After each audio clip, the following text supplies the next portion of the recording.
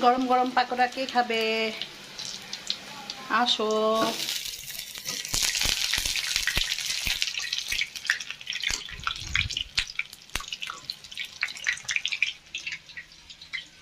আরো বানাচ্ছি এরপরে খাওয়ার পালা। সসটা বানাই স্পেশাল একদিন পাকোড়ার সাথে বা যে কোনো ভাজার সাথে।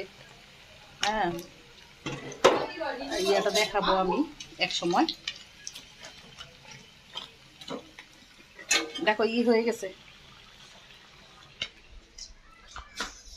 এই যে আমার স্পেশাল সস, অনেক মজা, এটা অনেক মজা।